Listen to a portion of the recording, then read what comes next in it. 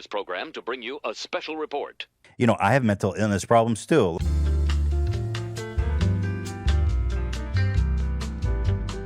I have depression. I'm medicated for that. 20 milligrams Lexapro every fucking day.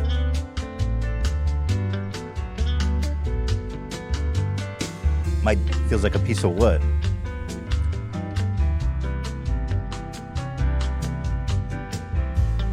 And now back to your regularly scheduled program. Whoa. I mean, look, I want to let everyone know that I am adhering to the strict journalistic standards of Ethan Klein and the H3 podcast. I wouldn't just, I mean, this isn't like just going to some hate subreddit and pulling stuff out of context and then repeating it on your show and for hundreds of thousands of people. This is true Ethan Klein investigative journalism. This is the gold standard. Taylor Lorenz only dreams of having the insanely accurate journalistic integrity of Ethan Klein and the H3 podcast crew. I mean, it's not like they've doxed people, the wrong people multiple times, or taken things out of context and tried to ruin people's lives or cheer for deplatforming. No. This is the gold standard in reporting. I'm just appalled. I am just appalled. I can't even read some of these tweets. It's awful. But it's 1 degree. Actually, it's -7 outside right now.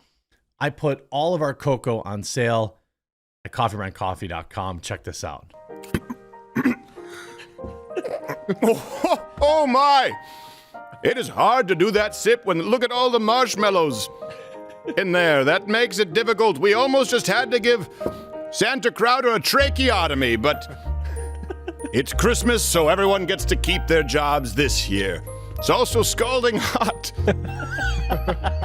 But it is delicious, and actually you can go and get your own at, I believe, santacrowdercocoa.com, and I assure you that I stand to not make a penny from it. It's Coffee Brand Coffee Company, but they do cocoa. Just rebrand it so it's easy for you to find with a URL. I highly recommend it. I've never had anything better. I have to take off this glove too. Look! At Coffee Brand Coffee, we don't want your vote.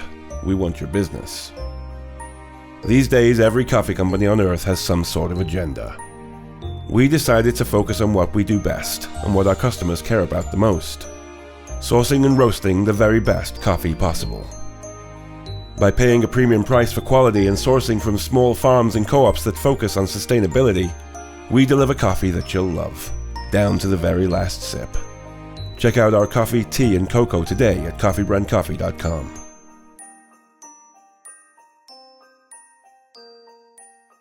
Hey, when you're checking out, picking up the coffee, the cocoa is 15% off, no promo code required.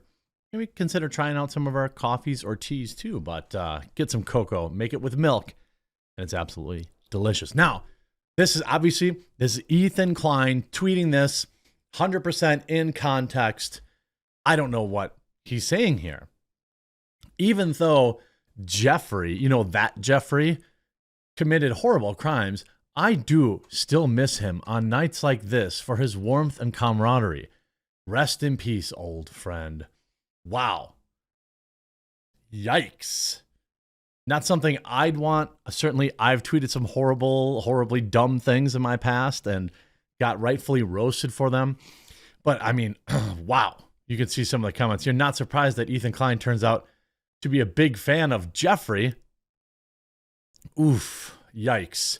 Again, gold standard reporting here. And the meltdown, and he's been on a complete meltdown all day too, which we're going to get to. But I just want to show you some of again, premium journalistic integrity here. People are going to say the N-word on Twitter. That's a sacrifice I'm willing to accept for the cause of free speech. Well, we know Ethan loves saying the N-word, hard R. There's like compilations of the guy saying it in multiple occasions and probably, 50 or 100 times in total. So people sent this to me. I'm like, Ethan, we know Ethan likes saying the N-word. We also know how he feels about black people. He thinks because he's spoken in the past about bodyguards being inherently more scary because they were black. So we know how he feels about black folks. So that doesn't really surprise me. But then, this one, Jelaine, Jeffrey's little feeder. He wrote that She's an extremely decent woman who I had the pleasure of meeting several years ago. Interesting, Ethan. It's a shame how she's been demonized and ran over by the press. Free her. Oof, yikes. Now, a lot of people are saying, well, you know, you have to look for the context. This was something, I don't know. I mean, I'm adhering to the gold standard of the H3 podcast and Ethan Klein in journalism. And the tweet is right here. It's not doctored. It's live on the internet right now. Everything, I have archives of everything. I mean, obviously, he's a big fan of, you know, the Jeffster and Geely. I don't know what he probably called her, but when he's spending time with her, you know, interesting being unbanned and then, whew, gosh, maybe he was getting suspended to hide those things. Have I kept the bit up long enough? I mean, I'm just holding him to the exact same journalistic integrity standards he holds everybody else to who he makes videos about. So I don't know. I mean, are these like the 9/11 of tweets?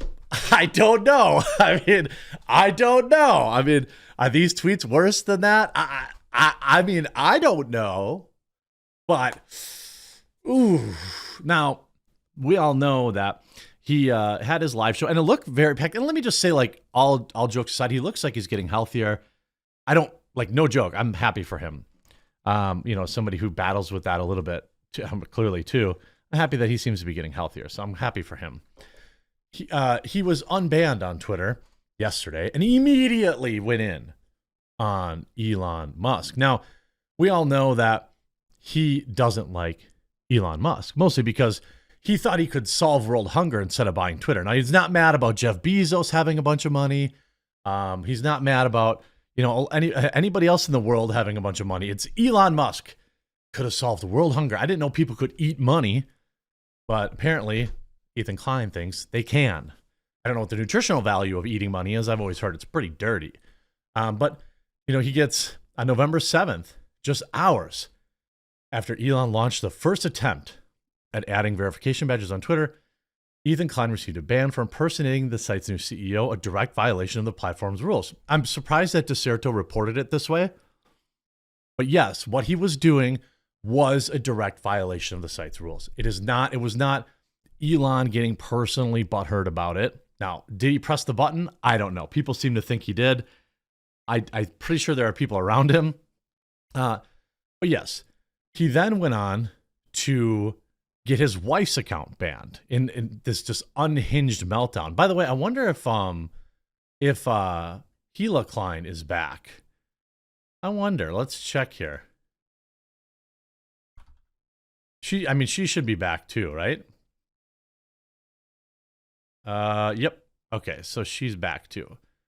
We back. By the way, again, I'm not like a low life like I do have some standards that even exceed the journalist integrity of the H3 podcast. I got nothing against Hila. Wish her the best. Don't like people bringing her into stuff, even, unless she creates news. But now Ethan has returned to Twitter and had a few choice words from Mr. Musk during his H3's live show. By the way, look at that crowd. Again, impressive.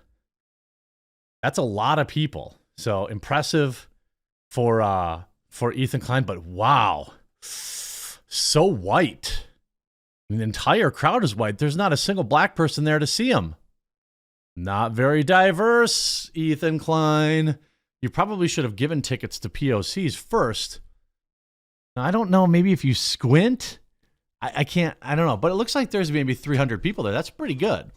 I guarantee I couldn't get that many people to show up to a live show for me, although he also had Hassan there as they reenacted the crucifixion, some sort of blasphemous stuff.